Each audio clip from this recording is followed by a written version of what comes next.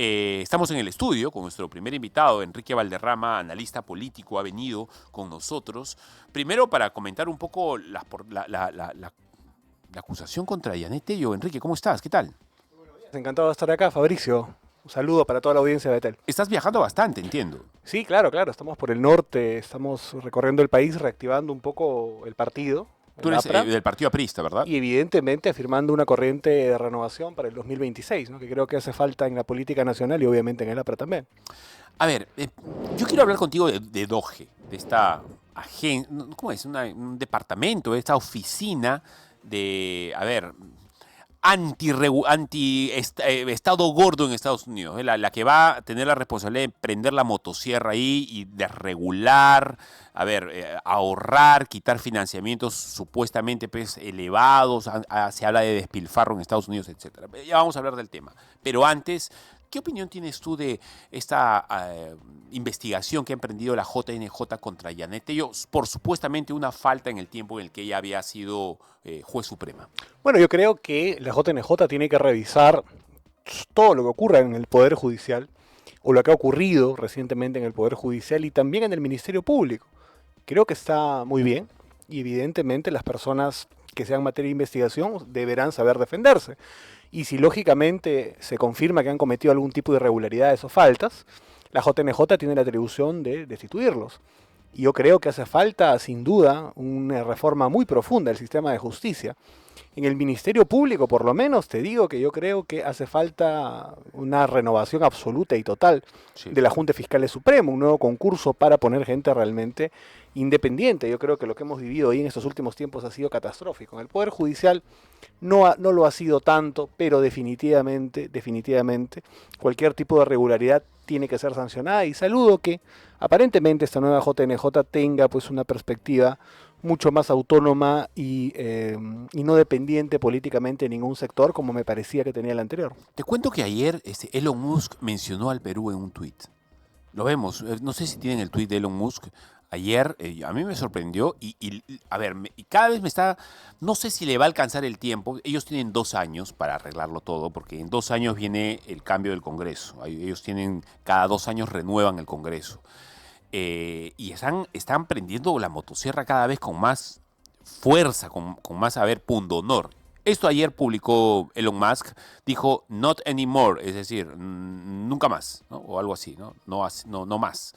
Dice, dinero para las ayudas por el huracán, entiendo que es por el huracán en Carolina del Norte, que quedó devastado hace algunos meses, algún tiempo cercano.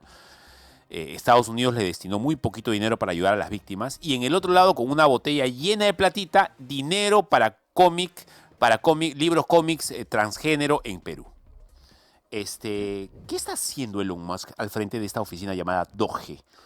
Bueno, mira, lo que sucede, me parece, tanto en Estados Unidos como en otros países, en América Latina sucede bastante eso, hemos empezado a tener estados mucho más grandes en cuanto a planilla, pero no tan eficientes. Solamente en el caso de Perú me parece que desde el 2011 en adelante la planilla se ha incrementado 200% aproximadamente. Es decir, no estamos generando el suficiente crecimiento económico y el poco empleo que generamos, parte de ese empleo tiene una vertiente estatal. Y eso definitivamente no es un esquema sano. Y lógicamente existen indicadores en los cuales los países se diferencian respecto, por ejemplo, a la capacidad para hacer negocios. Es un ranking Doing Business, por ejemplo, que el Perú estaba empezando a subir y luego empezaba a bajar. Y parte del hecho de haber bajado allí y que las inversiones, digamos, no vengan con la misma velocidad, además de otros problemas, lógicamente, está también en el hecho de las regulaciones, de los permisos, etcétera. Hay una tramitología excesiva en el Perú y parece que en los Estados Unidos no se ha librado de este mal que más parecía latinoamericano que otra cosa, pero me parece correcto que pueda reducir sin duda los trámites innecesarios, la burocracia, sobre todo en una era en la cual tienes a la inteligencia artificial, tienes la digitalización, como herramientas que te pueden ayudar sin duda a tener una gestión no solamente más rápida, sino también más transparente. La tecnología te puede evitar incidir en la corrupción de una manera más, digamos, estructural. Por lo tanto, me parece bien que estén reduciendo trámites, que estén cortando gastos que consideran innecesarios o en todo caso burocratizados, que no llegan adecuadamente al beneficiario final, cuestión que me parece también clave para entender la política social en el Perú. Quiero que tengas un dato. Reducimos durante el gobierno del presidente Alan García y el APRA 20 puntos porcentuales la pobreza. Ollanta Humala llegó e incrementó el gasto social en 150%. Y la pobreza empezó prácticamente a subir. El resultado, mejor dicho, la causa por la que esto ocurrió fue porque se orientaron mayormente los recursos a pago de planillas, a creación de nuevos programas de manera Pero, innecesaria. Enrique, no estás hablando como un hombre de izquierda democrática, estás hablando como un liberal clásico. No, no. Mira, o sea, estás hablando como alguien que descree cada vez menos de un Estado grande en pos de un Estado pequeño que pueda ser manejado fácilmente, porque si no, hace burocracia, hace corrupción, etcétera. Mira, la diferencia fundamental, voy a poner una nota conceptual de 5 segundos. La diferencia básica entre la democracia social y el liberalismo es que nosotros entendemos al mercado como un medio para potenciar la reducción de la pobreza. Uh-huh. Y los liberales creen que es un fin en sí mismo. Nosotros Depende de qué liberales. De acuerdo. Estamos hablando en términos generales. Si nosotros entendiésemos o viéramos... Te estoy hablando del liberalismo clásico, ¿ah? O sea, el liberalismo pues, de Rothbard y todavía mucho antes de los Si existiese un método, o si se descubriese un método más eficiente para reducir la pobreza y generar, digamos, prosperidad compartida, Ajá. definitivamente pues iríamos a estudiar eso. Pero hasta el momento creo que se ha demostrado que la posibilidad de la apertura comercial ha generado sin duda crecimiento, que hay algunas cosas que se tienen que ajustar, por supuesto, que hay algunos temas que la derecha no quiere discutir, obviamente. El asunto, por ejemplo, del abuso de posición de dominio de determinados esquemas oligopólicos o monopsónicos en el país. El costo de los medicamentos, el costo del crédito financiero. Es que eso se llama mercantilismo, pues. Ese es el mercantilismo. Y desde la mirada, desde la mirada, como tú dices, del liberalismo clásico, lógicamente, pueden ellos decir ¿qué cosa que los padres fundadores o en realidad la generación que vino después en los Estados Unidos discutió también, ¿no? Contra la tiranía política y contra la tiranía económica también. Sí, es claro. decir, las regulaciones antimonopólicas vienen en realidad de ahí. Sí, claro que sí. Entonces Porque creo que esa es la verdadera libertad, pues, la de poder competir de una manera libre. Y quien cautela que esto se respete tiene que ser un Estado fuerte, eficiente, que no sea necesariamente grande. Claro. Que no sea necesariamente grande. Eso es interesante lo que tú estás diciendo. Vamos a entrar en ese tema ahorita porque como es viernes quiero divertirme pues el viernes. Voy a entrar en temas así medio acalorados. Pero preguntarte, antes de eso, ¿qué hubiese pensado Alan de Trump? ¿Tú lo conociste, Alan? Sí, claro. ¿Qué hubiese pensado él de Elon Musk, yo de la motosierra? ¿Qué hubiese pensado él de eso? Te voy a poner un ejemplo. Campaña del 2016, en la que lamentablemente por la propaganda de 5 años completos de los Humala, que evidentemente estaban sumamente resentidos con Alan y con el APRA por la etiqueta de la reelección conyugal, y creo que fue parte del hecho que se cayese su proyecto, emprendieron una persecución insana y una presión sobre determinados espacios que nos taladraron durante evidentemente 5 años. No se nos escuchó mucho, pero en esa campaña hubieron algunas cosas muy importantes a nivel de propuesta. Y mira una de ellas. Alan decía que evidentemente estudiándolo rápidamente con una comisión ejecutiva y legislativa, en un determinado momento, el futuro gobierno, la Alianza Popular, en ese momento también con el PPC, iba a lograr la reducción en 50% de todos los trámites estatales. Esa era la propuesta que teníamos en ese momento. ¿Y por qué no lo hicieron en el gobierno anterior? Yo la sigo creyendo. Porque en el gobierno anterior se generó tal dinamismo que creo que no era necesario en ese rato. Primero, que no habían tantas regulaciones, uno. Y segundo, que la inversión venía, digamos, de una manera muy, muy potente. No era un tema en ese momento la reducción de los trámites, como sí fue luego. No estaba el Estado tan gordo como después de 5 años. Humala incrementa la planilla pública de una manera muy fuerte y evidentemente cierra la posibilidad de las inversiones. Porque, por ejemplo, en el sector constructivo, digamos, el gobierno del APRA fue, digamos, abierto. Vinieron capitales de Europa, sí, está bien, estuvieron los brasileños también, vinieron españoles, todo el mundo. En la época de Humala, todo eso se cierra únicamente a los brasileños, entre otros sectores. Estoy poniéndote solamente un ejemplo. Y parte de amañar las cosas es poner regulaciones, es poner un Estado que de una u otra manera sea hostil frente a la inversión, grande o pequeña. Pero fue en el segundo gobierno. El segundo gobierno del APRA para mí fue muy bueno, sí, pero claro. tuvo sus bemoles también. Por ejemplo, fue en el gobierno del APRA cuando se crean dos ministerios que al día de hoy son, no sé si son dos o es uno, pero el del ambiente y el de cultura. ¿Cuál se creó en el gobierno? Los dos. Los dos, ok. Hoy en día, ¿para qué no sirven? Es ideología, política, y además se engordó el Estado todavía más, porque el Estado no solamente es gordo por la planilla, sino obviamente es gordo porque las instituciones estatales se multiplican, les echas agua y empiezan a salir por dos, por dos, por dos, por dos. Mira, yo tengo un enfoque y un planteamiento bastante claro sobre lo que estás diciendo. Yo creo que los sectores deben pasar de ser 19 aproximadamente, Los ministerios. así es, a ser aproximadamente 12. 12, 13, 14 por ahí. Hay que hacer una reducción ministerial. Estoy de acuerdo con eso. No, pero, 9. pero, Los liberales clásicos, mis amigos, dicen 9. bueno, los que van un poco más allá dicen, prácticamente dicen solamente seguridad y justicia. Y obra pública. Y obra. Incluso eso no lo dicen. Dicen que la obra la tiene que hacer el privado. Bueno, hay radicalismo también en todos lados, pues, ¿no? Son los anarcocapitalistas, Sí. seguidores del amigo Milei. Pero mira, hay que reducir, sí. Pero yo no reduciría dentro de ese reordenamiento, no quitaría cultura y ambiente, por algunas razones. El asunto ambiental va a ser uno de los asuntos claves en la humanidad en los próximos 25 años. ¿De verdad tú crees que Totalmente. no es calentología esto? No, para nada, para nada.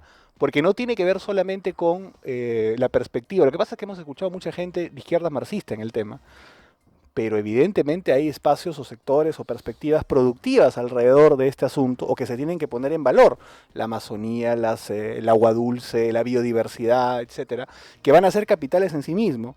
O incluso esquemas productivos como la reforestación, etcétera. Yo creo que va a ser un sector económicamente muy Ya, importante. pero mantener un ministerio como ese no le deja la puertita media junta a los caviares para que Esa jueguen es con su otra, cantito. esa es otra cosa. Te voy a decir una cosa. Todos sabemos, mira, todos sabemos que el Ministerio Público de los últimos, no sé, 7 años ha estado infiltrado o ha habido una guerra de mafias. Ajá. Y evidentemente espacios cercanos a Gorriti lo han utilizado. Porque eso es así, no lo podemos eliminar, no lo vamos a eliminar. Una cosa es la institución y otra cosa es los que la han, digamos, regentado. Sí, definitivamente la gente de perspectiva, hay mucha gente, incluso de derecha, de democrática social, de izquierda democrática, no necesariamente gente a la que tú identificas como caviares, que están metidos en el tema ambiental. Quizás sí hay una argolla que no ha permitido que ellos ingresen en estos espacios, creo que eso hay que liberarlo.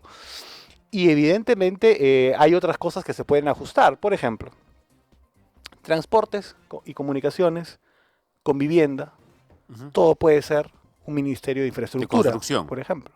De Infraestructura. infraestructura, exacto. Bueno, Por ministerio ejemplo. de obra pública, infraestructura, etcétera. Mujer e inclusión social deberían volver a estar juntos. Sí. Y podemos debatir, yo sí creo en la reducción de los ministerios, pero definitivamente hay que entrar a un debate sano pronto de Ya, cuáles a deben ver, ser la los que- reducción de los... Estamos entrando en un tema interesante. Y es necesario hablar de estas cosas porque son las cosas de las que vamos a hablar en los próximos 5 años, porque el gobierno que entre tiene que tomar decisiones respecto del Estado. O seguir agrandándolo, como lo quiere hacer Antauro Mala, Cerrón y todo el tema, o no sé quién, porque no escucho todavía a alguien, un discurso claro de alguien que diga el Estado tiene que achicarse porque estamos gastando demasiado en planillas y demasiado en ministerios que o tienen cosas, duplican acciones, o sea, están haciendo uno por acá y otro por acá que termina siendo lo mismo, o a la final son cosas ineficientes, etcétera. ¿Es necesario un ministerio de la mujer? Así como podría ser necesario un ministerio del hombre o un ministerio de la familia. ¿Es necesario que el Estado se meta en eso? Yo creo que por la tradición histórica que no podemos negar en esta parte del mundo, respecto, incluso en todo el mundo en general, ¿no? El derecho al voto de la mujer viene de que los Sí, pero años no, 60. no vas a hacer un ministerio. O sea, te De digo, acuerdo, lo que pasa es pero que tienes que gastar en planillas y todo lo demás. es mujer y poblaciones vulnerables y yo le agregaría además inclusión social, todo junto. Me parece que ha sido un sector que históricamente no ha sido, digamos, beneficiado por políticas públicas en las últimas décadas, o mejor dicho, en las últimas décadas sí, pero antes no. Y es lógico que frente a esa, entre comillas, vulneración, hayan políticas para lograr, digamos, una perspectiva de igualdad de oportunidades. No me parece mal, no me parece mal. El ministerio, por ejemplo, de inclusión social, ¿crees que está repitiendo cosas que también hace el Ministerio de la Mujer? Y no solamente el de la mujer. Todos los sectores del país, todos los ministerios del país, prácticamente todos, tienen una suerte de programa social dentro de su estructura. Es absurdo. Todo lo que tiene que ver con política social debiera estar concentrado para tener efectividad. Mira, yo te voy a decir una cosa. Cuando el APRA llega al gobierno, el 2006, no recuerdo el número, pero creo que Toledo debía haber tenido más o menos entre 60 y 80 programas sociales, más o menos. Con el resultado de, mis amigos toledistas me van a odiar, pero es la verdad, 51% de pobreza, entrando a Toledo, saliendo a Toledo, 49.5% de pobreza. Es decir, redujo la pobreza con 80 programas sociales en un 1%. El APRA redujo, me parece, eso a 37 programas sociales. 37. Casi la mitad. Pero lógicamente fue a las causas de la pobreza, no a las expresiones de la pobreza. Al señor le faltan pañales, le faltan tal cosa, ya. Pero ¿cuál es lo que causa este tipo de pobreza? ¿Cómo atendemos mejor, digamos, a la gente alrededor del tema de la vacunación, de la desnutrición? Se trabajó mucho con gente, con niños, con infantes, con las madres. Y lógicamente eso logró una reducción mucho más fuerte de la pobreza que un esquema anterior. A lo que voy es, no necesitas 150 programas sociales, ni necesitas aumentar el presupuesto 300% para atender mejor a la gente. Que es un poco lo que tú has empezado a decir. Hay algunos programas muy importantes, muy interesantes, por lo menos en sus intenciones, alrededor de lo que fue USAID. Las intenciones no creo que estaban equivocadas, en algunos casos. En otros de repente sí. Hay un programa de ayuda muy potente que ha sido relacionado, por ejemplo, con los productores, digamos, agrícolas, relacionados con el café y con el cacao, por ejemplo, que USAID ha sido clave, digamos, para que eso se implemente. Pero más allá de ese ejemplo específico, en algunos otros temas que han podido ser polémicos o de repente justificados, el gran problema no ha sido el fin del tema. El problema ha sido que hay una potencia que quiere apoyar un grupo económico, etcétera, que quiere apoyar a determinada gente, pero el 100% que da termina en su objetivo en el 7, 8, 9, 10%. No, además también ni contar en las planillas, en las consultorías y todo el tema. Por eso te digo, hay que revisar los esquemas finalmente de apoyo social, ¿no? Y eso es lo que están haciendo en Estados Unidos. Otra cosa que también te voy a decir. Para el equilibrio geopolítico, yo no creo que no vayan a existir programas de ayuda y cooperación desde los Estados Unidos. Solamente que va a hacer los temas que esta nueva visión que ha tomado Estados Unidos va a tener, definitivamente. A ver, otro tema fundamental respecto del país y que tiene que ver con DOGE, que es esta oficina que Elon Musk está impulsando, está liderando en Estados Unidos, que es la agencia para reducir los gastos. Y ¿sabes qué? Han llamado a chibolos. Chicos de 18 a 21, 22 años. Los chicos pues, que son expertos en meterse en el internet, en las inteligencias artificiales y son cerebritos. A esos cerebritos los ha convocado, tienen un ejército de eso, y ellos son los que están detectando las fisuras, los gastos infladísimos, el despilfarro, etcétera, y los cuellos de botella. Sí. A ver, traducido esto al Perú, porque Elon Musk ha dicho, si no hacemos algo, la Casa Blanca va a quebrar. Hay un déficit, creo que están en rojo, o podrían estar en rojo en más o menos unos 50 billones, ha dicho él. En el Perú tenemos un déficit fiscal del creo que es 3.6 o 3.5 me parece. Y eso es una cosa complicada, porque en todo caso eso también tiene que ver, nos dice que hay un gasto estatal enorme, estamos gastando mucho. A la hora de fusionar estos ministerios que tú piensas, me imagino que si haces una candidatura al Senado, al Congreso o a donde fuere, vas a tener que tocar estos temas. ¿Esas fusiones significan simplemente fusionar y no votar gente?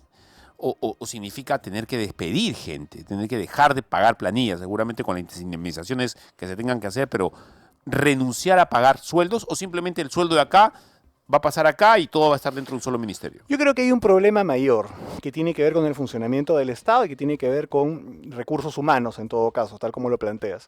Que más que los empleados actuales del Estado, que definitivamente tienen que pasar por una evaluación, porque no es poca cosa decir que desde el 2011 en adelante se ha incrementado la planilla 200%. Sí, claro. Debe haber alguna gente ahí que definitivamente no está justificando. 200% es que si antes había 1, ahora hay 20. Exactamente. No, más 200%, hay 3. Había 1, ahora hay 3. Perdón, el triple, perdón. Bueno, mira. Perdón, disculpe. Bueno, pero debe haber dentro de ese grupo gente que no justifica el hecho de estar ahí, no tengo ninguna duda, y tienen que ser evaluados. Pero hay una cosa que no estás tocando, que es peor aún todavía, ¿Y sabes qué es? Yo creo que el principal punto donde hay que reducir, donde hay que meter, como tú dices, la motosierra, no tiene que ser necesariamente ahí. ¿Sabes dónde? Tiene que ser en las consultorías. Porque, por ejemplo, tú fíjate en el Ministerio de Educación y calcula los últimos 10 años y fíjate el monto que han gastado en consultorías. Igual otros ministerios. Prácticamente es un equipo paraestatal. O sea, gente que no está propiamente contratada por el Estado, pero que hace definitivamente consultorías y que gana dinero definitivamente en un esquema en el cual no es eficiente. Creo que hay que empezar a auditarlas, sin duda, sin duda. Y ahí, por ejemplo, tendríamos un ahorro muy importante, me parece, en cuanto al asunto del dinero que el Estado gasta, ¿no? En el 23 el Estado peruano destinó, me pasan acá el dato, 16.000 millones en consultorías. ¿Ok? De las cuales casi 9.000 millones se asignaron, no necesariamente con una licitación clara, a veces fue por la necesidad, por la supuesta urgencia de hacerlo. Y las entidades públicas, en la última década, mi hermano, o sea, estamos hablando de los últimos 10 años, han invertido 46.000 millones en consultorías, asesorías y servicios militares. Es cifras de gov.pe. Ahora, añadido a esto, hasta del 19 al 23, o sea, ayer, el gasto en planillas del Estado aumentó en 21.000 millones. Aumentó, pasando de 67.000 millones del 19 a 88.000 millones en el 23. Yo creo que sí tienes que votar gente. Yo creo que sí tienes que votar gente. Otra política importante va a ser la política de austeridad. Por ejemplo, para el año 2011 el Congreso gastaba 300 millones, más o menos, 400. Y hoy día está gastando 1.200, más o menos. Ya, a ver, lo que pasa aquí que Es decir, tienes que ir a una política de austeridad, sin duda. a ver, está Tanto muy, en el Parlamento, en el Ejecutivo. está muy bien lo que está diciendo. Era un político joven del Partido Aprista que no necesariamente ha sido considerado un partido de derecha, ¿no? Era un partido, siempre ha sido un partido de izquierda democrática. Que esté diciendo esto me parece interesante. Pero el problema es que aquel, sea tú, quien sea, que quiera un día hacer esto en el país, se va a enfrentar con un problemón con la izquierda, porque con los sindicatos va a tener un problema, va a haber una prensa seguramente pues, hiperideologizada que va a estar contraria a que vote gente, y todos los críticos a la persona que haga eso van a encontrar pues, la pólvora para darle duro. No solamente es un tema de decidir lo que es correcto o no, sino es un tema de si hay valentía para hacerlo y si tienes el equipo y tienes el Congreso de tu lado para que puedas ejercer todos estos cambios. Porque si no, simplemente va a ser las planillas que pago acá, las voy a pagar aquí y todo va a seguir igual. No, la idea no es esa. La idea es reducir los gastos del Estado. Sin duda, el tema del déficit es un asunto sumamente complicado y peligroso. Pero evidentemente, además del equipo que hay que tener, que un partido además experimentado, histórico como el APRA podría tener, tiene que además saber hacer política. Porque claro, existe un grupo, entre comillas, afectado por este tipo de decisiones. Pero lógicamente existe otros grupos que van a ver muy bien esta decisión. Te pongo el ejemplo solamente de lo que pudimos hacer, que lamentablemente luego Humala y los demás desandaron. El tema de la meritocracia en materia educativa. Había un grupo, lógicamente, que se oponía muy fuerte a que esto se llevara a cabo. Patria, el SUTEP, etcétera, ¿no? Pero se manejó políticamente de tal manera y se contó con el apoyo, por ejemplo, de las APAFAS, de los padres de familia, etcétera, que al final tuvieron simplemente que caminar en la dirección de la reforma de la meritocracia. El problema ya fue Humala que aflojó y los demás que aflojaron. Pero por eso tiene que haber políticos que puedan manejar los temas para lograr resultados. Si no, evidentemente te gobiernan pues pequeños grupos, ¿no? Ahora, el problema va a ser el Congreso que vamos a elegir en el 26. ¿Es un Congreso que va a permitir estos cambios? Porque acá en el Perú tienen que pasar las cosas por el Congreso. Muchas de esas tienen que pasar por el Congreso. Hay muchas cosas que se pueden hacer. No puedes cerrar un ministerio aquí si el Congreso no te lo pide. No es como en Argentina, que Milei sí lo podía hacer. Acá no, acá el Congreso tiene que darte la prerrogativa. Y por eso me preocupan mucho las elecciones al Senado, por ejemplo, y el modo como han dibujado la elección al Senado. Porque definitivamente posiciones radicales podrían tener algunos senadores, dado cómo han distribuido los escaños. Uno por región, con una derecha que prácticamente no ha abordado el tema en el sur. El APRA creo que va a poder dar una pelea interesante, pero la radicalidad podría tener algunos senadores, te hablo de una cámara sumamente importante, ¿no? Y lógicamente eso podría tensar un poco el debate. Me estás hablando de una candidatura al Senado como la de Antauro Humala y lo que puede arrastrar a Antauro Humala. Exacto. Yo te pongo otro, que creo que va a polarizar tanto como Antauro Humala. Tu tío Vladi. Yo creo que va a ir al Senado, ¿ah? Me da la impresión de que va a ser bien interesante esa elección. Pero no sé si la ley le va a permitir eso, ¿ah? Me parece que cuando, de acuerdo a esta ley, por lo que he conversado con algunos abogados, esta ley que obliga a que una persona salga cumpliendo 80 años de la cárcel, con esta ley se entiende que aquella persona está rehabilitada, ya ha cumplido, está en paz con la sociedad. Y si estás en paz con la sociedad, habiendo cumplido tu pena, recobras las posibilidades para que puedas Bueno, postular. vamos a ver lo que sucede. Creo que el reclamo por el tema de la seguridad ciudadana puede llevar a ciertos sectores de la población a buscar a alguien que piense que va a hacer las cosas de una manera radical, Y ¿no? te cuento que he estado el otro día hablando con personas que, bueno, de alguna manera pues están cerca de él y el señor está lúcido, ¿ah? Está parado, como dicen en la calle. Solo tiene un tema en el ojo, creo, no sé, bueno, en fin. ¿Cómo ves tú la perspectiva de un Vladimiro Montesinos postulando, no sé si a la presidencia, o al Senado, etcétera? Bueno, hemos visto tantas cosas en el país. Definitivamente sí va a ser un elemento que va a distorsionar en parte la elección. Creo que, repito, la gente puede estar mirando el tema de la seguridad y ver que la democracia no propone nada concreto o tangible, que pueden empezar a buscar pues salvadores, en teoría, radicales de un lado o de otro, que puedan o que ofrezcan solucionar el problema y que tengan votos. Vamos a ver por qué partido va. Creo que se ha inscrito un partido ya también, ¿no? Sí. No sabemos quién será el candidato presidencial de ese Bueno, partido. pueden ocurrir alianzas, puede terminar formando Falta- parte de otro. qué sé Falta yo. todavía bastante. Falta, ¿no? Yo personalmente no me parece algo positivo que su participación en política por todo lo que ha representado, ¿no? Pero bueno, veremos primero qué dice la ley y segundo si los votos lo respaldan. A ver, te voy a hacer una pregunta difícil. ¿Mm? Yo creo que tengo una opinión formada, aunque ciertamente me gustaría conocer tu opinión. ¿El Estado debe dar educación? ¿Debe darla? O sea, no te estoy hablando de la gratuidad. La gratuidad tiene que ser, es una cosa que tiene que ocurrir. No te estoy hablando de que si debe ser gratuita o no.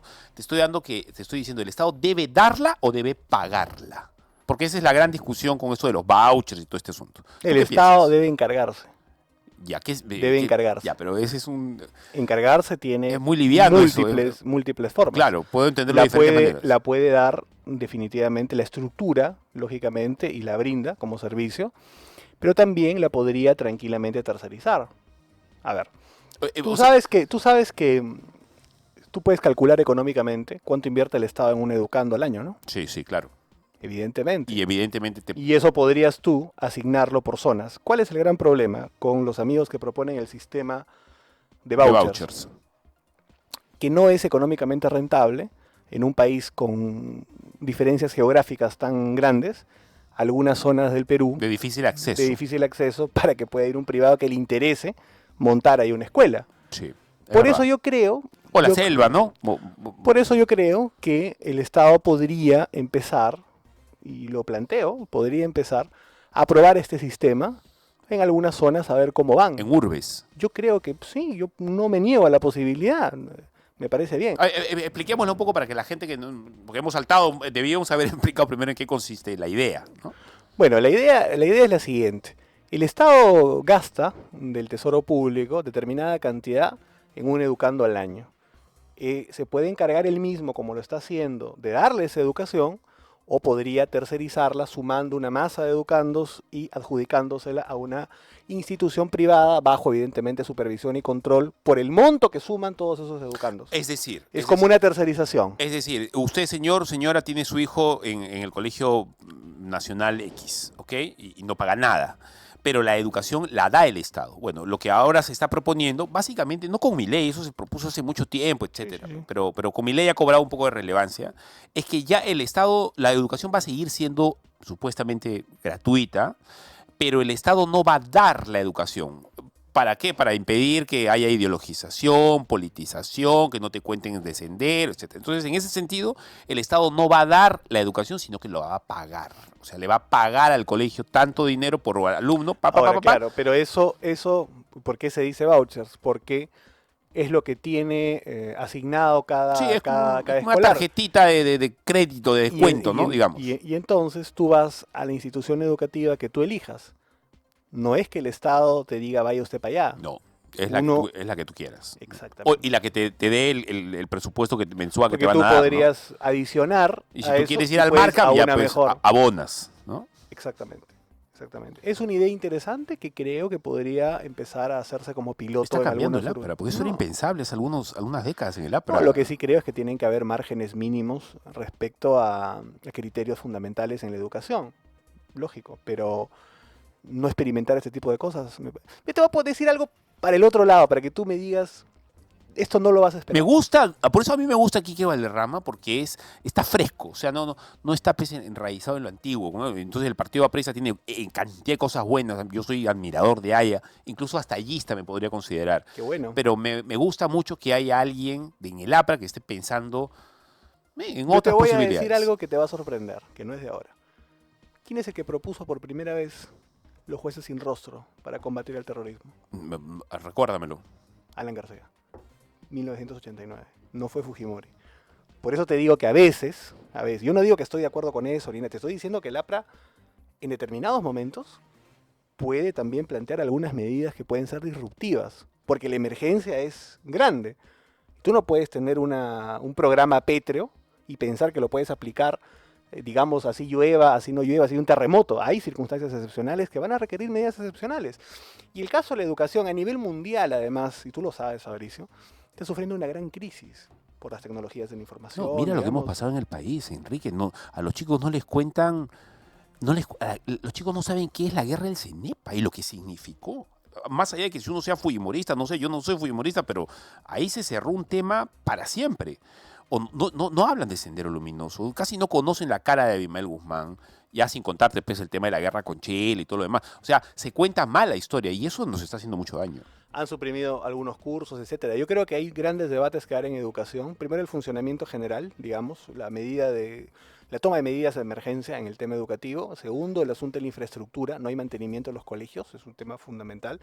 Tercero, la agenda social del magisterio. Hay que entendernos con los profesores. Hay una deuda social, deuda por preparación de clases, etcétera, que tiene que ser atendida contrario a la meritocracia, es decir, a cambio de que se pueda hacer un esquema meritocrático eficiente. Y evidentemente también, y ese es el tema fundamental, hay un debate curricular también que dar. Para terminar, ¿sabes qué cosa es lo que...? Tengo dudas, evidentemente, pero cada vez que sí me gusta el sistema de voucher, me gusta eso, te voy a decir una cosa, que si tú... El término no es privatizar, pero si tú haces que la educación no la dé el Estado, sino que la pague, acabas con los gremios radicalizados de izquierda. Ya no hay profesores, ya no se van a tener que agremiar, pues porque el Estado ya no le va, ya no va a dar la educación la da ahora el colegio y ya tengan que entenderse con los privados. La plata simplemente la pone el Estado. Eso podría ser una cosa interesante de esa idea. No sé qué piensas. Vamos a debatir el tema. Voy a hacer una jornada del tema educativo y voy a poner en la mesa de debate con expertos de educación este asunto de los vouchers. ¿Me has dado una idea? Bueno, muy bien. Muchas gracias. Quique Valderrama ha estado con nosotros. Gracias, Quique. Encantado de haber estado acá. Bien, vamos a una pequeña